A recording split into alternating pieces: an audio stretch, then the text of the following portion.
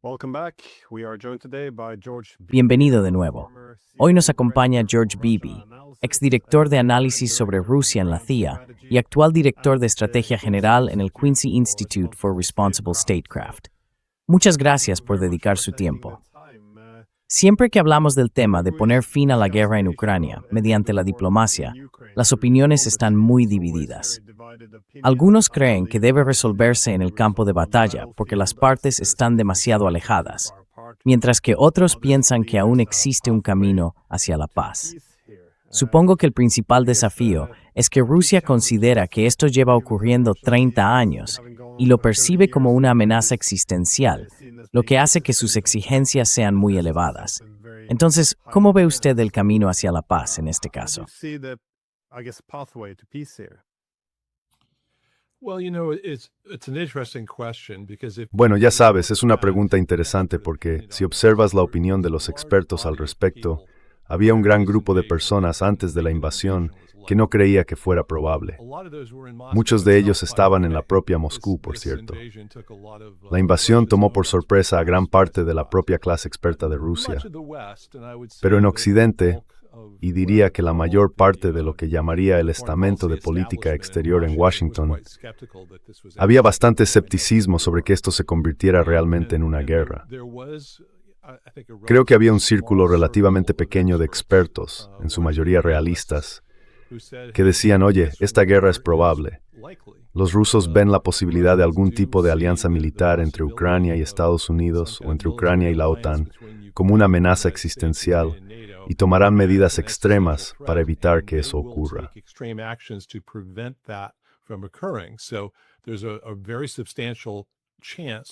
Así que hay una posibilidad muy considerable de que esta invasión vaya a producirse. Pero luego, si observas ese círculo de personas que dijeron, oye, esto es serio, una guerra es de hecho probable a menos que encontremos una vía de compromiso para salir de esta situación, muy pocos de ellos piensan también que algún tipo de resolución pacífica de esta guerra sea posible. Lo que creo que hay que tener en cuenta aquí es un factor muy importante que ha cambiado desde 2022, y ese es Estados Unidos mismo. En 2022, la administración Biden no quería llegar a un compromiso para encontrar una forma de evitar un conflicto. Pensaban que la idea de que la OTAN podía y debía seguir expandiéndose hacia el este todo lo que quisiera y que Rusia no tenía derecho de veto ni voz en ello era un principio importante.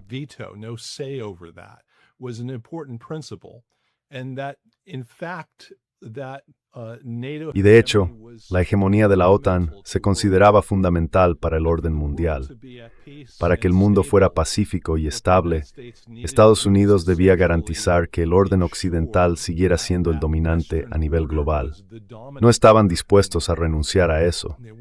Sin embargo, lo que ha ocurrido desde entonces es que la administración Trump ganó las elecciones y llegó al poder con una visión muy diferente de lo que debía ser la base del orden mundial, de cómo debía ser la seguridad europea, de cuál debía ser el papel de la alianza de la OTAN en el mundo y de cuál debía ser el propio papel de Estados Unidos en esa alianza. Ha habido un cambio fundamental.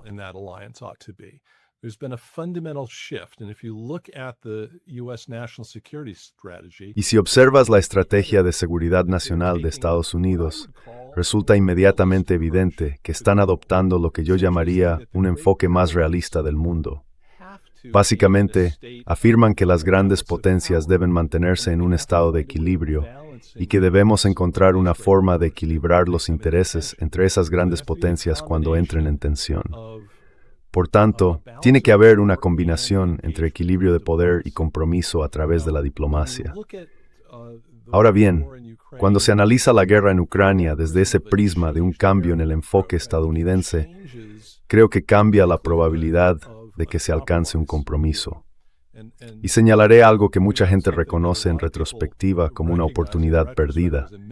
Las negociaciones de Estambul entre Rusia y Ucrania, mediadas por los turcos en los primeros meses tras la invasión, en las que parecía que ambas partes estaban acercándose a un compromiso que podría haber puesto fin a la guerra.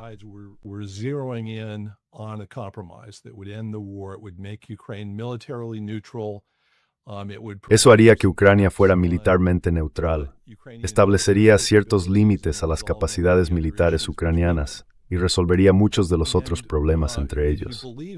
Y si uno cree la narrativa de la prensa, mucha gente ha dicho que los ucranianos estaban dispuestos a considerar ese tipo de compromiso y estuvieron cerca de decir que sí.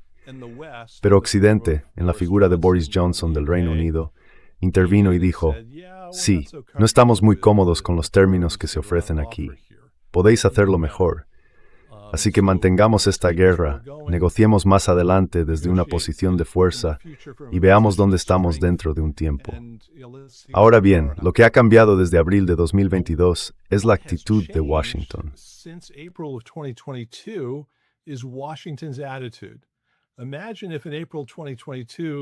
Imagina que en abril de 2022 la Casa Blanca hubiera dicho, oye, es un buen acuerdo, tienes que aceptarlo, no va a mejorar. Estarás mucho mejor si pones fin a esta guerra, preservas tu independencia en Ucrania y te centras en la reconstrucción. Pues bien, eso es lo que ha ocurrido ahora. Tenemos una administración que ha dicho, estamos dispuestos a llegar a un compromiso con Rusia en un aspecto clave de seguridad de esta guerra, concretamente la ampliación de la OTAN, el lugar de Rusia en Europa y el lugar de Ucrania en Europa. Dado eso, y dado que Ucrania está recibiendo ahora el mensaje de su principal benefactor, sin el cual realmente no puede continuar esta guerra, de que más le vale encontrar una forma de llegar a un compromiso, creo que eso cambia fundamentalmente la situación que estamos observando. No significa que la paz sea automática.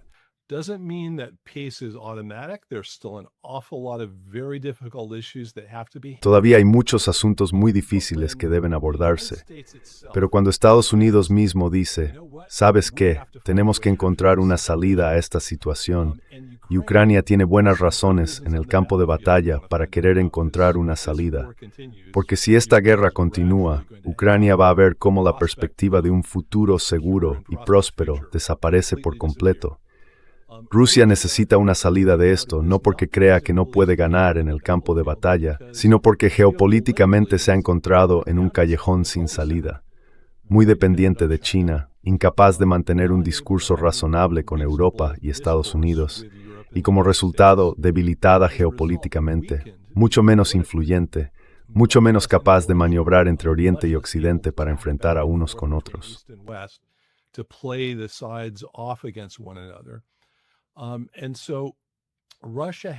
Y así, Rusia tiene, creo, algunas razones geopolíticas fundamentales para intentar encontrar una resolución aquí.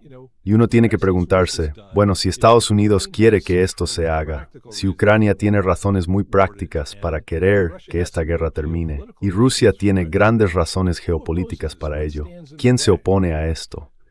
¿Qué se interpone en el camino? Yo diría que hay un grupo que no quiere que esto termine. Y de eso se trata realmente en este momento. Yo lo llamaría el antiguo estamento de política exterior que ha prevalecido en Estados Unidos desde el final de la Guerra Fría y que ha dominado a Europa en su propio enfoque de la seguridad y la diplomacia. Ese es el grupo que no quiere ver un compromiso aquí.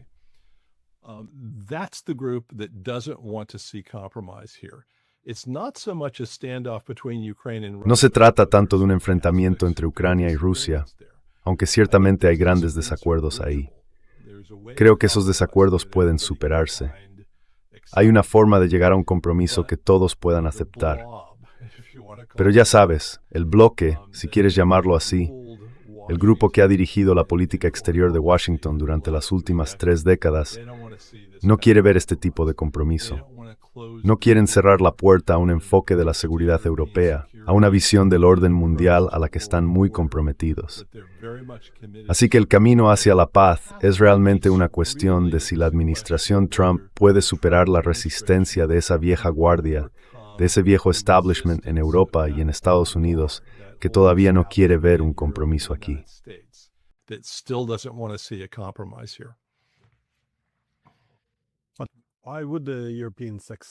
¿Por qué aceptarían los europeos algún tipo de compromiso? Porque ya sabes, si fuéramos capaces de derrotar a Rusia, el resultado esencialmente sería que los estadounidenses podrían quedarse. Así que tendríamos a Estados Unidos detrás de nosotros, este poderoso escudo ucraniano delante, Rusia estaría debilitada y, una vez más, tendría que hacer lo que se le diga. Mientras tanto, si perdemos la guerra, todo el proyecto posterior a la Guerra Fría de establecer una Europa sin Rusia se habrá acabado, y es probable que Estados Unidos gire su atención hacia otras regiones. Entonces, la relevancia de Europa se derrumbaría, y sin el pacificador estadounidense, es probable que los europeos empiecen a fragmentarse por sí mismos. No habría una sola Europa, sino muchas Europas. Así que, dado que esto parece una situación de todo o nada, ¿en qué sabes de Sports la Europa a aceptar el fin de esta guerra? Well, I think Europe has to face a reality here. Bueno, creo que Europa tiene que enfrentarse a una realidad aquí. Su opción óptima, tal como la has descrito, no es alcanzable. Estados Unidos no lo permitirá. Simplemente no vamos a permitir que esta guerra continúe solo para que Europa pueda mantener la lucha todo el tiempo que quiera, con el fin de bloquear un futuro con el que no se siente cómoda. La naturaleza de la alianza transatlántica va a cambiar de un modo u otro. O bien, puede ser un cambio gestionado, una transición controlada en la que Estados Unidos y sus aliados europeos trabajen para orquestar algo menos abrupto, menos accidentado, menos perjudicial para todos los implicados y que preserve los intereses fundamentales de todos los aliados. O bien puede ser una transición muy abrupta y muy desestabilizadora.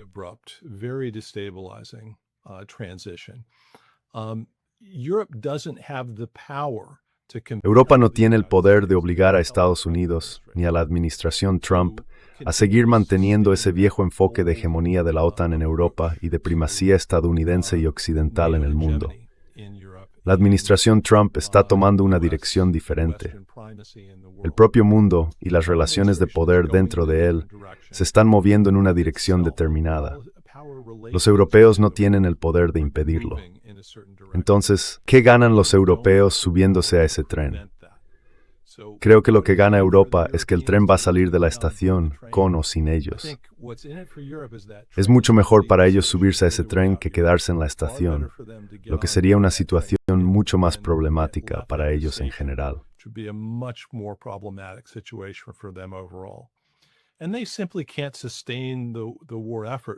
Y simplemente no pueden mantener el esfuerzo bélico en favor de Ucrania sin Estados Unidos. No disponen de los recursos de inteligencia necesarios para proporcionar a Ucrania lo que necesita. No tienen un sistema de comunicación por satélite comparable a Starlink, que es vital para las comunicaciones en el campo de batalla de Ucrania. No cuentan con la capacidad militar e industrial para suministrar las cantidades de equipo que los ucranianos necesitan para sostener este conflicto, especialmente en defensa aérea. Así que simplemente decirle a Estados Unidos, no, vamos a hacerlo solos y esta guerra va a continuar, no es realmente una opción viable para Europa.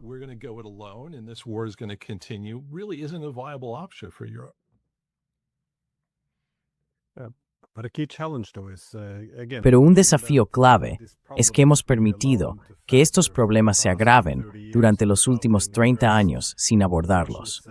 Los rusos dijeron que esto era una amenaza existencial y lo decían en serio. Y ahora que han luchado durante estos 4 años y que está muy claro que están ganando, creo que eso los ha puesto en una posición en la que no solo tienen grandes exigencias o condiciones para la paz, sino que también pueden imponerlas y no aceptar concesiones importantes. Así que dado que tienen todas estas demandas, de nuevo, la neutralidad siendo una de ellas para Ucrania, esto impone estrictas limitaciones a las guerrillas de FAT2.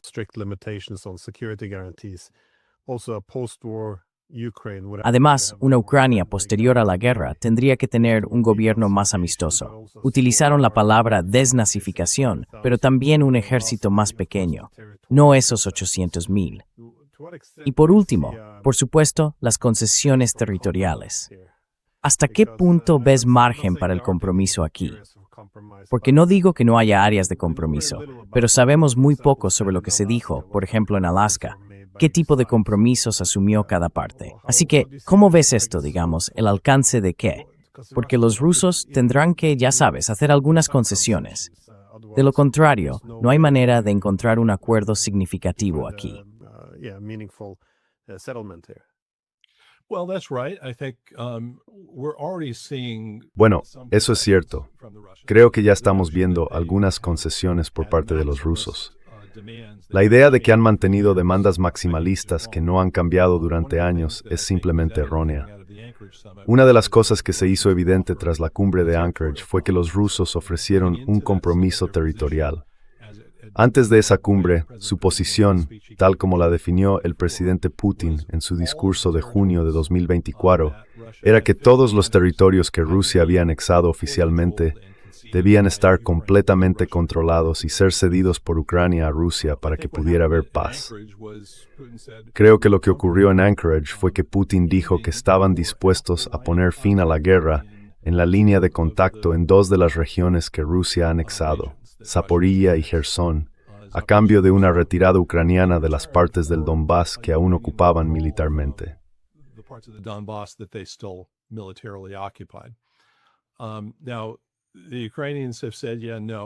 Ahora los ucranianos han dicho, no, no estamos cómodos con eso. Creo que los rusos esperaban, tras salir de Anchorage, que la administración Trump básicamente forzara a Ucrania a aceptar ese acuerdo. Eso no ha ocurrido, y creo que hay una buena razón para ello.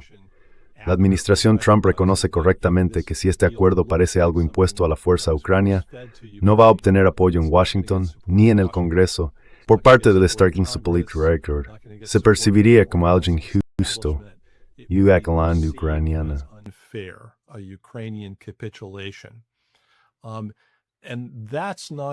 Y eso no está en el interés de la administración Trump, porque quiere obtener el respaldo de la burocracia de Washington y del Congreso. Creo que está imaginando una serie de acuerdos que el Senado, de hecho, ratificará, y creo que los ucranianos quieren esa ratificación. Creo que los rusos también la quieren. Los rusos desean la ratificación, porque una de las disposiciones clave de estos acuerdos será que la puerta a la ampliación de la OTAN hacia el este quedará cerrada, que Ucrania no pasará a formar parte de la OTAN. Y los rusos quieren que eso quede plasmado en un tratado, como una obligación legal, para no tener que confiar únicamente en el apretón de manos de un presidente que podría ser revertido en el futuro por una administración diferente.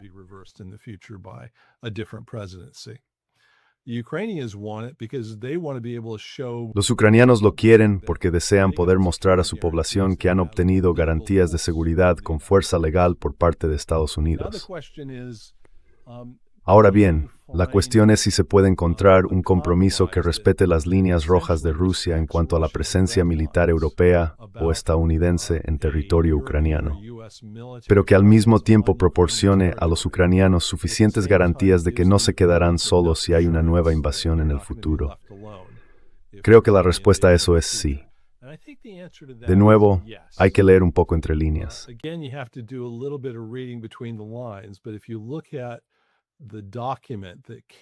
Pero si se observa el documento que surgió de las conversaciones de París hace unas semanas, parece que lo que los negociadores han establecido es, esencialmente, un sistema de 3 niveles, en el que Ucrania será la principal responsable de su propia defensa, de disuadir una futura invasión rusa. Son ellos quienes asumen la mayor parte de esa responsabilidad.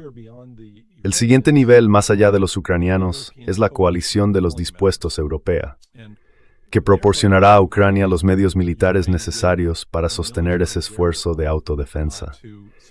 Ese documento enumera varias opciones, incluida la participación militar directa en territorio ucraniano por parte de la coalición de los dispuestos.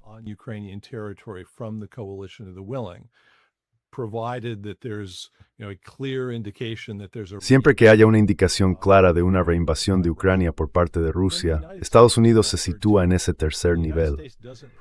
En este esquema, Estados Unidos no presta apoyo directo a Ucrania, presta apoyo a la coalición de los dispuestos en aquellos ámbitos en los que tiene ventajas comparativas únicas.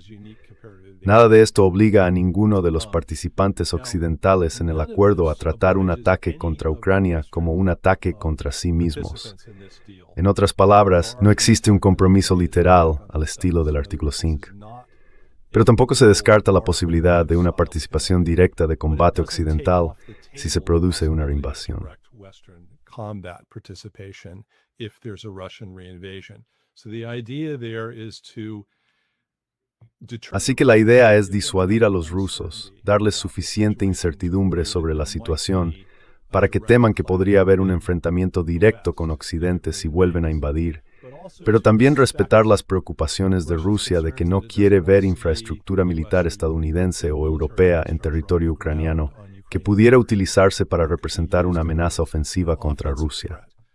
Ahora bien, cómo se defina eso va a ser importante. Y creo que parte de lo que los negociadores están abordando en este momento es el lenguaje específico sobre qué podría desencadenar una intervención de una coalición de después. Es son de importancia que está en Citastikin. critically important to this kind of situation.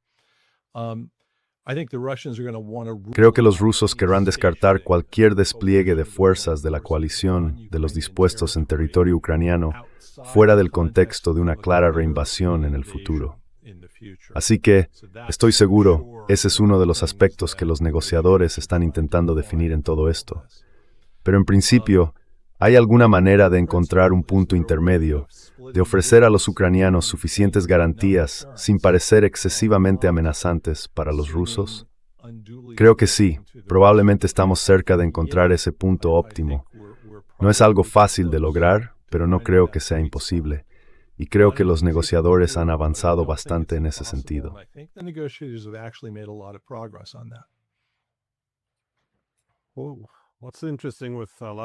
Lo interesante con Alaska, sin embargo, es que los rusos no han confirmado que estén dispuestos a aceptar este compromiso. Por otro lado, sí insistieron en que Ucrania debe abandonar Donbass. Al dejar fuera Gerson y Zaporizhia, hay sin duda una clara indicación de que eso fue lo que se dijo. Pero mi impresión es que para los rusos la principal preocupación es que cualquier acuerdo de paz sería, en esencia, otro Minsk. Solo una pequeña pausa para reconstruir Ucrania y luego volver a intentarlo. Y ya sabes, creo que por eso buscan esas garantías, porque los ucranianos obviamente quieren involucrar a la OTAN en esta guerra.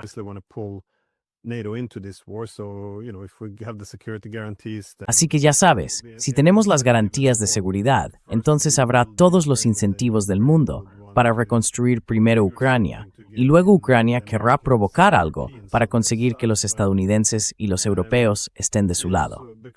Pero sí, es una situación complicada. Creo que esta es también la razón por la que los rusos quieren un gobierno amistoso en Kiev y límites en el tamaño del ejército ucraniano de posguerra. ¿Ves esto como una de las áreas en las que los rusos tienen que ceder, o hay un punto intermedio posible aquí?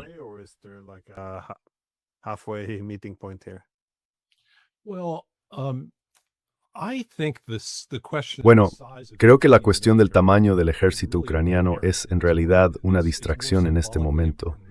Es más importante simbólicamente que de forma práctica ahora mismo. La razón de ello es que Ucrania tiene una crisis demográfica entre manos. Mucha gente ha huido de la guerra y la tasa de natalidad de Ucrania está, digamos, en lo que yo llamaría la zona de muerte.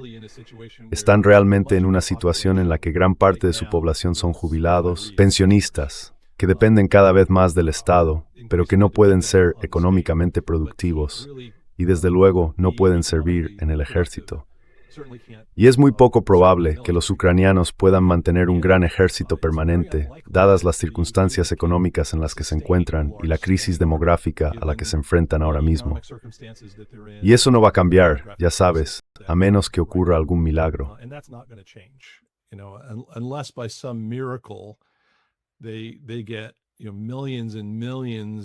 Recibirán a millones de repatriados que huyeron a Rusia y Europa después de que comenzaran los combates.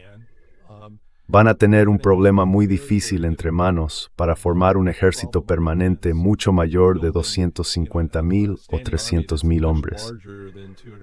Así que esta cuestión de si el acuerdo de paz establece un ejército de 600,000 o de 800,000 hombres, y qué van a aceptar los rusos en ese punto, no creo que los rusos realmente crean que esa cifra signifique mucho en términos prácticos.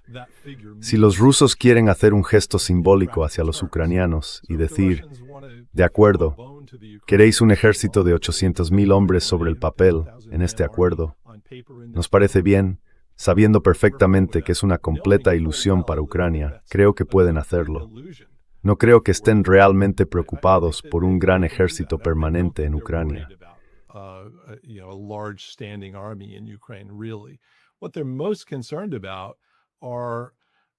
Lo que más les preocupa son las armas de largo alcance, armas de ataque que podrían desarrollarse o desplegarse en Ucrania y que podrían amenazar las capacidades militares estratégicas de Rusia. Creo que es algo que les preocupa legítimamente. Pero aparte de eso, y esto también incluye el estacionamiento de fuerzas de combate occidentales y de infraestructura militar occidental en territorio ucraniano, creo que son cuestiones en las que los rusos simplemente no van a ceder.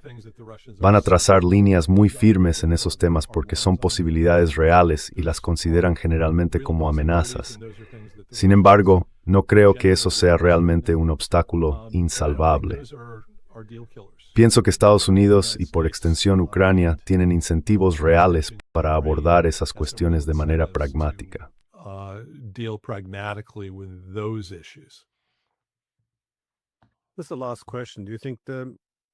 Esa es la última pregunta. ¿Cree que un acuerdo así, hay alguna indicación de que la detención de la expansión de la OTAN se aplicaría a otros países? Porque un problema clave con la OTAN avanzando continuamente hacia el este es que, una vez que llega al vecindario común, no solo Ucrania, sino también Moldavia, Georgia, se encuentran poblaciones muy profundamente divididas, donde la mitad se inclina hacia occidente y la otra mitad hacia oriente. Así que, si se les pide elegir entre nosotros o ellos, eso podría desencadenar, quizá no una guerra civil completa, pero al menos disputas internas en las que los rusos y la OTAN, por supuesto, intervendrían e intentarían atraerlos a su bando. En esencia, lo que hemos visto en Ucrania.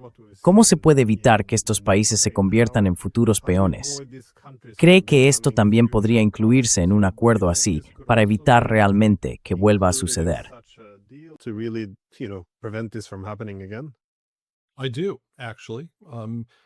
Sí, de hecho. Si observas la actitud de la administración Trump hacia la ampliación de la OTAN, eran escépticos respecto a la expansión continua, sino directamente contrarios. El problema en el que nos encontramos ahora es que las sucesivas administraciones estadounidenses no consideraron la expansión de la OTAN como algo realmente vinculado a los intereses nacionales vitales de Estados Unidos. Nunca se hicieron la pregunta, ¿es vital para la seguridad de Estados Unidos defender Georgia, ir a la guerra con Rusia para defender Georgia? ¿Es vital para la seguridad de Estados Unidos ir a la guerra con Rusia para defender Estonia? Después de que incorporamos a los estados bálticos a la alianza, pasó casi una década antes de que Estados Unidos y la OTAN elaboraran realmente un plan para defenderlos. Solo lo hicimos después de que Estonia levantara la mano y dijera, ¿no creéis que deberíamos tener un plan?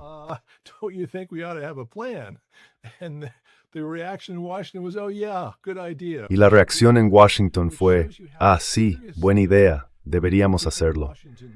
Lo cual demuestra lo poco en serio que la gente en Washington se tomaba la idea de que realmente podrían tener que ejercer una defensa del artículo 5 en favor de los nuevos miembros. Abordamos la expansión de la OTAN realmente como una misión ideológica, un esfuerzo por transformar otros países, liberalizar su gobernanza interna y establecer lo que yo llamaría una otanización del orden global. No se veía como un compromiso de ir a la guerra para defender a los nuevos Estados miembros. Eso ha cambiado ahora, y no creo que volvamos jamás a aquella concepción anterior. Creo que ahora reconocemos que si vamos a incorporar un nuevo Estado miembro a la OTAN, tendríamos que considerar seriamente si deberíamos ir a la guerra para defender a ese Estado.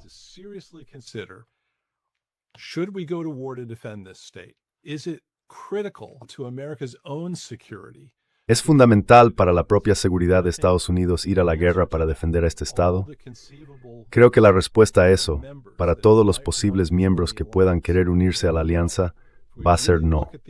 Si realmente observamos a estos estados, ahora bien, ¿es vital para la seguridad de Estados Unidos ir a la guerra para defender a Georgia frente a Rusia?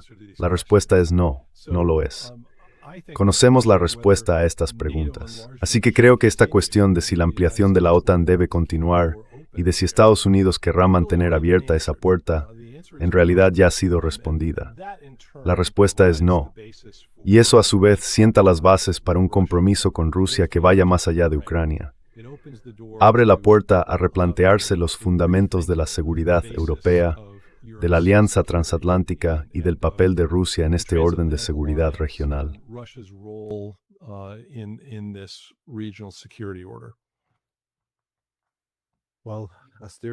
Bueno, mientras los europeos redoblan los tambores de guerra, aprecio tu optimismo al respecto y espero sinceramente que tu evaluación sea correcta y que estemos llegando a algún tipo de acuerdo. Así que muchas gracias por tomarte el tiempo. Gracias. Thank you.